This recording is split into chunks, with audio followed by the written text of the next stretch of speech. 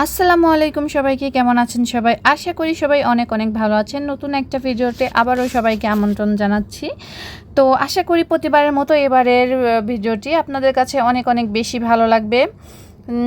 আর প্রথমেই একটা কথা বলে নিচ্ছি, যদি আমার ভিডিওটা সম্পূর্ণ দেখে থাকেন আর যদি আমার ভিডিওটা আপনাদের কাছে ভালো লেগে থাকে তাহলে অবশ্যই চ্যানেলটা সাবস্ক্রাইব করে দিবেন, যাতে করে আমার পরবর্তী কোনো ভিডিও আপনার কাছে খুব সহজে চলে আসে। ফ্রিজ থেকে এগুলাই আমি এইমাত্র বের করে আনলাম, আর এগুলো হচ্ছে পাকোড়া। তো আমি আমার বাচ্চারা যেহেতু মাছ একদমই খেতে চায় না, তো আমি এভাবে করে ফ্রোজেন করে পাকোড়াগুলো ফ্রিজে রেখে দেই। আর এর ভিতরে অবশ্যই আমি মাছ অ্যাড করি, বড় বড় মাছ যেগুলোতে কাঁটা খুবই কম থাকে সেগুলো বেছে ফেলে দিয়ে মাছগুলো দিয়ে আমি হচ্ছে পাকোড়া বানাই। আর এই পাকোড়াগুলো বানানোর পরে থেকে আমার ছেলে তো আমাকে শুধু বারবার বলতেছে যে আম্মু আমাকে পাকোড়া ভেজে এনে দাও। তো ও হচ্ছে জানে না যে এই পাকোড়াগুলোতে আমি হচ্ছে মাছ অ্যাড করেছি।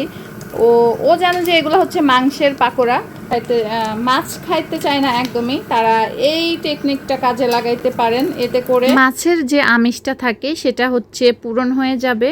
আর মাছে কিন্তু প্রচুর পরিমাণে আমিষ থাকে, তো মাছ অবশ্যই বাচ্চাকে খাওয়াতে হবে। মাছ যদি এমনি এমনি রান্না মাছ না খেতে চায় তো এভাবে করে পাকোড়া বানিয়ে কিন্তু বাচ্চাদেরকে খাওয়াইলে অনেক উপকার হবে। তো সকালবেলা আমি রুটি বানাইছিলাম আজকে, আর এখানে পেঁপে ভাজি করছি। মেহরাব আর হচ্ছে মেহরাবের বাবা খেয়ে চলে গেছে, এই যে মেহরাবের প্লেটে একটুখানি রেখে গেছে। আমি হচ্ছে এই প্লেটের উপরেই নিয়ে হচ্ছে খাওয়া দাওয়া করব। এটা ছোট করে রুটি বানাইছি মানহার জন্য। রুটি বানানোর পরে একটু আটা বেঁচে গেলে আমি ওর জন্য এভাবে ছোট করে রুটি বানাই। যাই হোক, তো এখন হচ্ছে খাবো।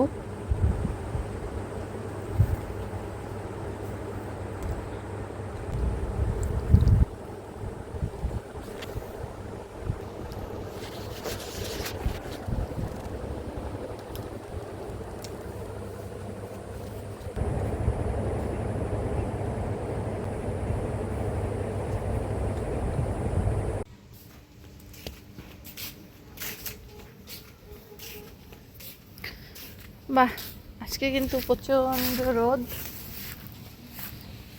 এই যে এখানে মলম লাগাইছি, কবে যে ঠিক হবে। কাপড় চোপড় শুকায় দিছি, এগুলা হচ্ছে উল্টায় দিব।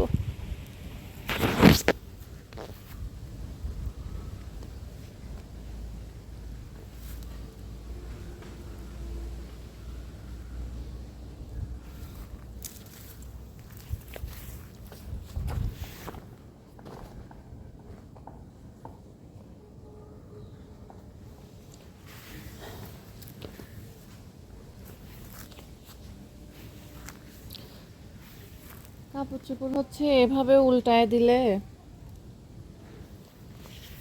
তাড়াতাড়ি শুকাবে। এরকম রোদ কতদিন ধরে খুঁজতেছিলাম, বাট পাচ্ছিলামই না। তো আজকে কাপড় ধুইছি, খুব তাড়াতাড়ি শুকায় যাবে। এই যে আপনাদের ভাইয়াদের এই প্যান্টগুলো শুকাইতে হচ্ছে একটু দেরি লাগতে পারে। যাই হোক, খুব ভালো লাগতেছে এত রোদ দেখে।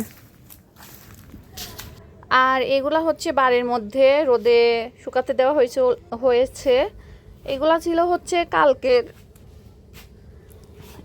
তো আপনাদের ভাইয়া হচ্ছে এগুলা সকালবেলা রোদে শুকাইতে দিয়ে গেছে। তো এতক্ষণে হচ্ছে কাপড়গুলো শুকায় গেছে, এখন আমি এগুলাকে উঠায় নিয়ে যাব বাববারে। অনেকগুলা কাপড় চোপড় আজকে আমার ভাঁজ করতে হবে। প্রায় কি বলবো, এই কাপড় চোপড় ভাঁজ করা আমার যে কত বিরক্ত লাগে সেটা একমাত্র আমিই জানি। এখনও হচ্ছে বিছানার উপরে পালা দেওয়াই আছে কাপড় চোপড়গুলো আমি যখন ভয়েস দিচ্ছি। তো এগুলো কিন্তু এখনও হচ্ছে করা হয়নি, গোছানো হয়নি। তো ভয়েস দেওয়ার পরে আমি ভিডিওটা আপলোড করব, আর তারপরেই হচ্ছে আমি কাপড়গুলো গুছাবো। কি বলে, এগুলো হচ্ছে গুছাবো। যাই হোক, লাইটটা অন করে দিলাম। এই রুমটা আজকে একটু পরিষ্কার, কারণ গত কয়েকদিন ধরে আপনাদের ভাইয়াকে বকা দিছি যে এই রুমে শুধু রাতেই যেন সে ঘুমায়। দিনের বেলা যেন এই রুমে না ঢুকে। দিনের বেলা এই রুমে ঢুকলে একদম এলোমেলো করে রেখে সে চলে যায়। তো যেহেতু এই রুমে ঢুকতেছে না, শুধু রাতে ঘুমাই আর সকালে উঠে চলে যায়। তো সকালেই আমি এই যে বিছানা গুছিয়ে রাখছি।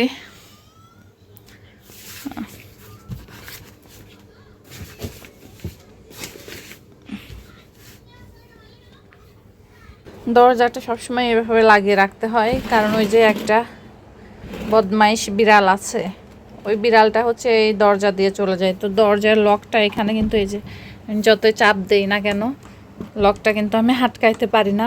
তো বুদ্ধি করে এই যে এখানে এটা দিয়ে রাখছি যাতে বিড়াল ঘরে না ঢুকতে পারে।